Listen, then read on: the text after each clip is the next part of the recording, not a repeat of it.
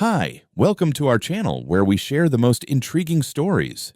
When they slashed my tires under cover of night, they thought I'd back down. But I'm not the kind of man who scares easy. Out here in the Nevada dust, justice isn't handed out. It's built, wired, and ready to bite back. This isn't just about a truck. It's a war they never saw coming. If there's one thing that makes my blood boil, it's people who think their manicured lawns give them dominion over the universe. I never had much patience for control freaks, and moving out to 6 acres of dry Nevada dust was my middle finger to the whole idea of conformity. Me, my wife, 2 loyal dogs, and my beautiful beast, a diesel-chugging Ram 2500 that sounds like thunder on wheels. It's not subtle, sure, but subtlety doesn't tow a trailer uphill in July. The trouble started like most disasters do, quiet, almost polite. I just finished pouring the foundation for my new garage, a steel frame masterpiece in progress for my personal shop. On the hill behind our land sat Silver Ridge Estates, a HOA-run honey trap for people who think matching mailboxes is the apex of civilization. The community's entrance road ran parallel to the northern edge of my property. That's where they first noticed me, I guess. Or, more precisely, heard me. A week into laying rebar and concrete, I got my first love letter, typed. Anonymous, folded neatly under my windshield wiper. Your vehicle frightens the residents. Please be more considerate. I laughed, thought maybe it was some kid being cute. 2 days later, another one, this time handwritten in aggressive cursive. This is a family neighborhood. Your truck doesn't belong here. Then came the formal complaints. Apparently, Karen B., HOA vice president and self-appointed traffic warden, had reported me to the County Road Commission. Her accusations: reckless driving near their gate, disturbing the peace with diesel noise, creating a hostile environment with my appearance. My appearance. Like I was rolling through their suburb in a tank, not a pickup with a faded bumper sticker that read, "Built, not bought." Problem is, I wasn't speeding. Not once. I've got a dash cam mounted right behind my mirror, GPS tracking installed for my business insurance, and every second of my driving logged like a black box. The investigator the county sent out was apologetic and slightly amused. "Frankly, Mr. Hanks," he said, glancing at his clipboard, "we don't usually get complaints with this much creative language." That should have been the end of it, but Karen doesn't lose gracefully. The notes escalated fast. "You're a danger to our children. We will take action if you don't remove that monstrosity." One day, I came out to find, "Go back to the dump you crawled out of," scrawled across my windshield in marker. I installed a motion light, then 2. Still no footage. Whoever was doing it knew how to stay just out of frame. I figured it would burn out eventually. They'd get bored. They didn't. It was early Monday. The dogs were whining at the back door like they knew something was off. I stepped outside, mug in hand, only to freeze. My Ram sat low to the ground, tilted like it was kneeling. All 4 tires were flat, slashed, not punctured, slashed. Clean, deep cuts like surgical incisions. The motion light had blinked once around 3 a.m., but no alarms. I'd forgotten to check the feed from the camera over the weekend. That was on me. I stood there for a long minute, just breathing, the coffee in my hand going cold. It wasn't just the money, though 4 new 35-inch tires weren't cheap. It was the message. This wasn't some punk kid screwing around. This was targeted, intentional, and I knew exactly who was behind it. I didn't call the cops. What would I say? "Hi, someone with a grudge against my bumper stabbed my tires and left no prints or footage." No, that wouldn't cut it. That morning, I didn't go to work. I went to war. I've always believed that if someone keeps poking the bear, eventually the bear wires his damn porch with triple arms. Maybe that's not how the saying goes, but after my tires got butchered, I wasn't waiting around for the next love tap. If they wanted a war, they were going to get one, just not the kind they were ready for. First thing I did was drag the Ram into my shop, jacked her up, removed the shredded tires, and laid them out like corpses in a morgue. Clean slashes, almost surgically precise. Whoever did this brought a blade, not a screwdriver. That meant they came prepared. That meant intent. I went online, ordered a full set of new Goodyear Wranglers. Premium rubber, reinforced sidewalls, the kind you could drive through a junkyard with. Then I got creative. Dug into my old electronics stash, salvaged from a solar conversion job last year, and pulled out what I needed: a 12V lithium battery pack, a microcontroller board, relays, and 4 conductive aluminum rings I'd used for a prototype brake sensor. Project My plan wasn't to electrocute anyone. I'm not that kind of psycho, but I damn well wanted a deterrent. Something memorable. I machined small conductive bands and embedded them inside the tire walls, where they'd be invisible to the naked eye. Ran fine copper wire through the rims, all hidden behind the hubcaps, leading back to a weatherproof control box under the frame. I programmed the microcontroller to arm the circuit when the truck was stationary and disarmed, like at night. It pulsed a harmless but very noticeable current, enough to make someone yelp, drop whatever they were holding, and maybe rethink life choices. Was it legal? Technically, Nevada's castle doctrine applies to property, and I'd done my homework. The charge was under 10 milliamps. No burn risk. I even filmed myself touching it, just in case I needed to prove it wasn't lethal. But just in case Karen got litigious, and you know she would, I added signs near the truck. Caution, security system active, tiny, discreet, legal coverage. I was covering every angle. Then I set up a new camera, higher angle, full 1080p, infrared mode. Mounted it above the porch with a wide lens and a clear view of the truck from the driveway. This time, the footage streamed directly to a backup drive in my garage, and to a cloud account I set up under an alias. Let someone try to wipe it now. The next few days were silent. Too silent. No notes, no damage. No Karen-shaped shadows crawling around the perimeter. I even started to doubt myself. Maybe they got scared off. Maybe the new tires signaled that I wasn't some pushover.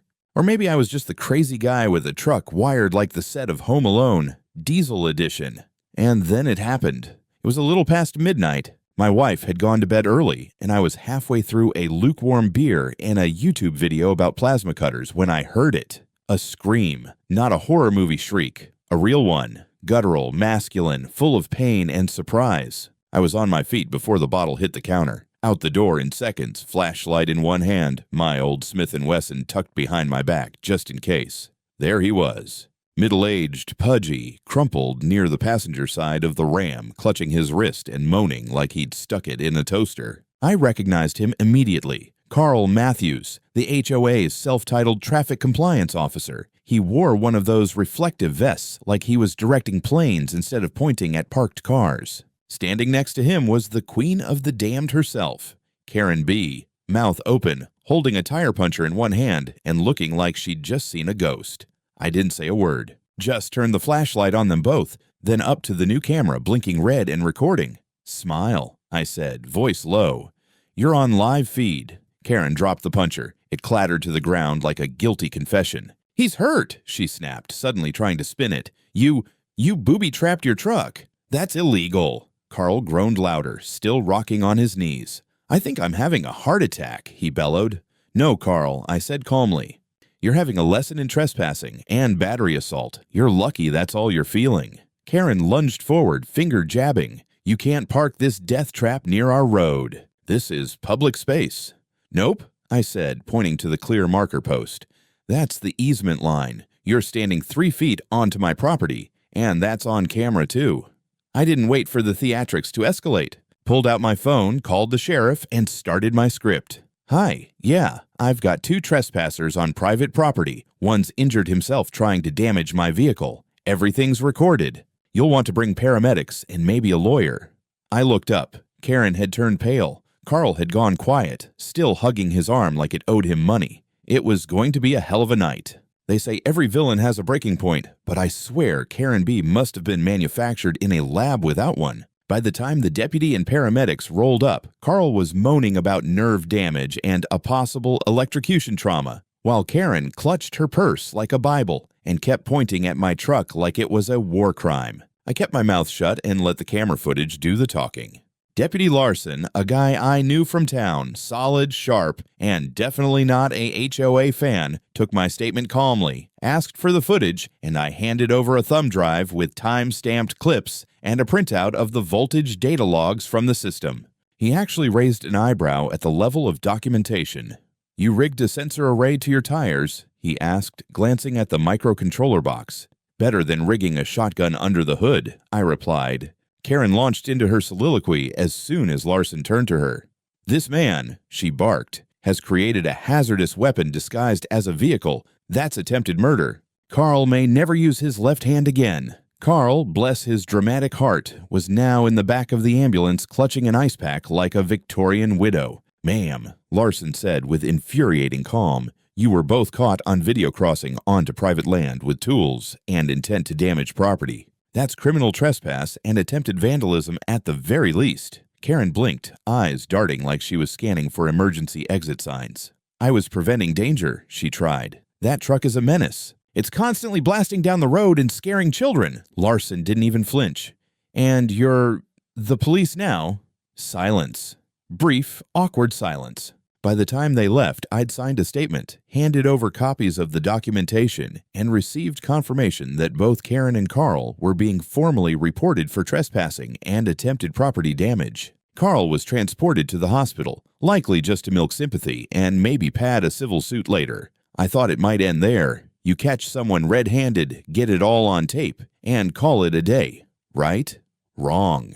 3 days later, a knock on the door. Legal courier, envelope. Inside, official notice of civil action filed by the Silver Ridge Estates Homeowners Association naming me as a defendant in a personal injury claim and violation of public safety statutes. I read it twice. Then again, they were suing me, claiming that my unauthorized electrical security system constituted willful endangerment, that I'd created a booby trap with malicious intent, and that Carl was permanently disabled because of it. They even tried to argue that the truck was parked partially on shared roadway easement, which was such a stretch it could have won gold in Olympic gymnastics. I called my attorney, Felix Cross, old school, ex-Marine, the kind of guy who once took on the utility company over flood damage and won. I gave him everything: footage, sensor specs, land survey, HOA bylaws, the letter trail, the whole story. His reply? "This'll be fun." Within 48 hours, he filed a countersuit: unlawful trespass, destruction of private property, harassment, and, my favorite, a petition to investigate Silver Ridge Estates for abusive HOA practices.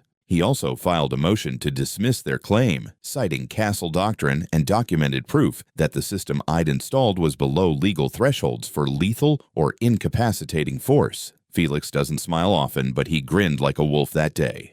"They wanted a war," he said. "Let's give them one. Just in court, where it hurts." Meanwhile, Karen had begun spinning her version of the story across the HOA's internal newsletter and social media. I got screenshots. Her version made me sound like a militia prepper with a bunker full of bear traps. "Local man electrifies vehicle in retaliation against community concerns," one post read. Another claimed I'd boasted about maiming intruders. Someone even printed flyers and stuffed them in mailboxes around Silver Ridge. "This man is dangerous. He lives right over the hill. Keep your kids away." My wife was livid. "Let them sue," I told her. "I'll countersue them into the dirt." I knew Karen wouldn't back off, not with her pride on the line. But what she didn't know was that every threat she made, every post she published, every whisper campaign she launched, it was all just more ammunition for me, and I had a full magazine. Silver Ridge Estates might have had fancy gates and uniform tulips, but when it came to lawsuits, they were swinging plastic swords at a man building tanks. Felix made sure of that. Our countersuit wasn't just a reaction, it was a statement. We weren't just defending my property rights, we were going on offense. Harassment, defamation, illegal entry, destruction of property, malicious prosecution, Felix stacked it like a deli sandwich. He even attached a motion to subpoena internal HOA communications related to community safety policies, which he suspected were just Karen's vanity projects dressed up as official action. The best part? The media caught wind. Local news ran a segment titled "Diesel Mechanic Zaps HOA with Lawsuit," and once that hit YouTube, the algorithm did its thing. Comments were a mess of freedom chants, electric fence jokes, and theories that I was some kind of desert Batman. I wasn't, of course. I was just a guy who loved his truck and hated being pushed. Silver Ridge, meanwhile, tried to pivot. Their lawyer, some slick suit named Devin Parks, tried to downplay everything. He gave a weak interview saying the HOA regretted any misunderstandings but had grave concerns about community safety. He said the HOA wasn't targeting me personally, just responding to repeated complaints. Felix released a statement 2 hours later. "My client is not a member of Silver Ridge Estates HOA. They have no authority over his land. Their claims are not only baseless, they're a transparent attempt to deflect from criminal acts committed by their own leadership. That quote made it onto every blog and local legal podcast in the region.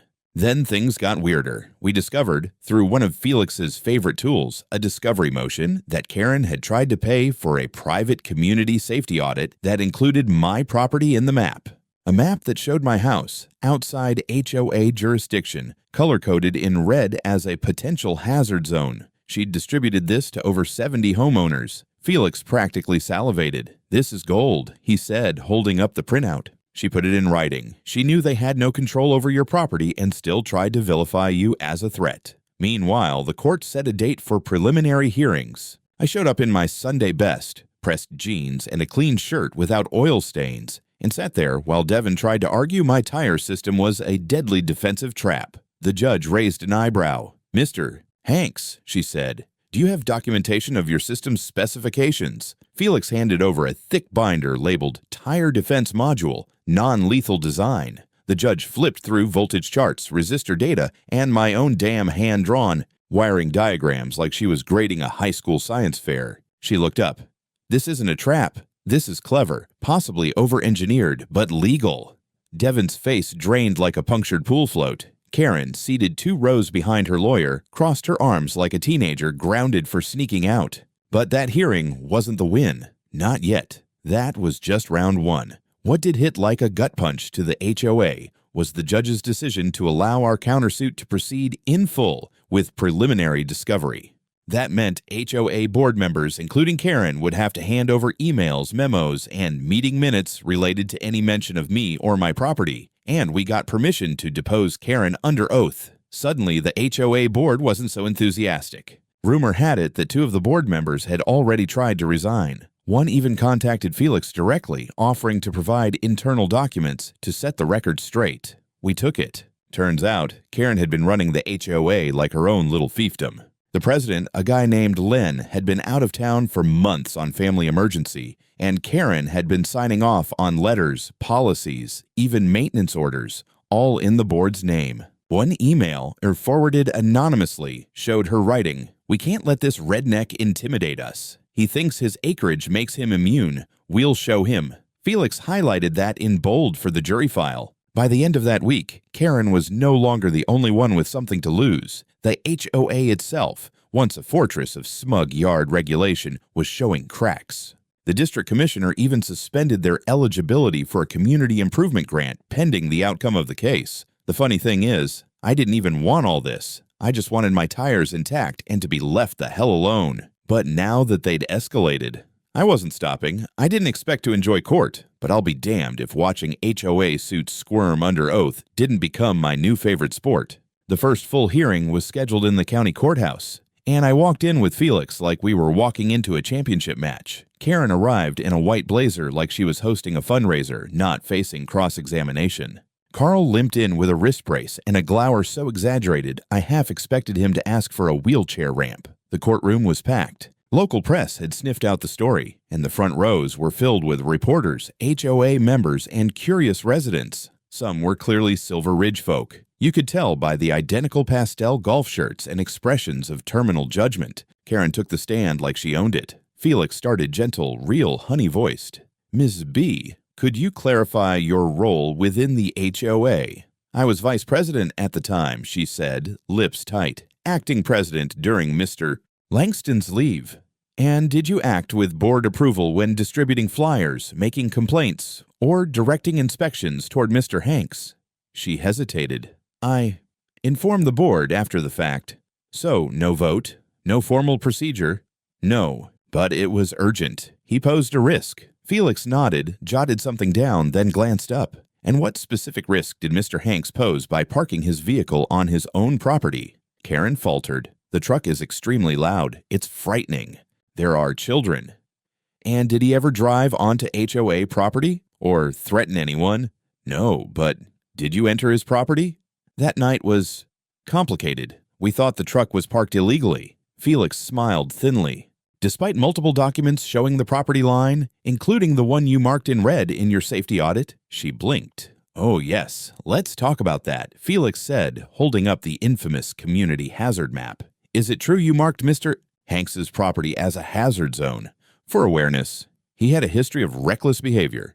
Based on? Her mouth opened, closed. Let's move on, Felix said. This message you sent to HOA members, quote, "We can't let this redneck intimidate us." That's you, yes? Karen shifted. I was emotional. He was provoking the community. By existing. Objection, Your Honor, sustained. Felix just gave a little bow. But the damage was done. Karen looked less like a concerned community member and more like a woman who just realized the guillotine was very real and very sharp. Then came the real kicker, our surprise witness. Felix called Len, the actual HOA president, who had flown back into town specifically for the hearing. He was a thin, gray-haired man with the exhausted look of someone who had come home to find his house on fire. Mr. Langston, Felix began, were you aware of the actions taken by Karen B. during your absence? No, Len said. I trusted her to handle minor issues, not wage a personal vendetta. The board never authorized lawsuits or surveillance against Mr. Hanks. Felix raised an eyebrow. Are you saying she acted entirely without board approval? Absolutely. We're investigating internal policy breaches as we speak. That hit like a thunderclap. Half the HOA folks in the back row started whispering. One even stood up and left. By the time the day ended, the judge looked thoroughly unimpressed with the plaintiff's case. She announced a recess and scheduled closing arguments for the following week. Outside the courthouse, reporters circled like flies. I didn't speak much, but Felix gave them a statement. This case has always been about protecting private property rights. What we've shown today is the danger of unchecked power in small communities. Meanwhile, HOA board members were turning on each other. Karen left in a huff, flanked by two remaining supporters, while Len offered me an apologetic nod from across the parking lot. It wasn't over, but the tide had turned, and it was finally rolling in my direction. The courthouse buzzed like a hornet's nest on Judgment Day. Closing arguments were scheduled for the afternoon, but the air already felt heavier than the desert heat outside. I came in wearing the same clean button-up, the same quiet expression.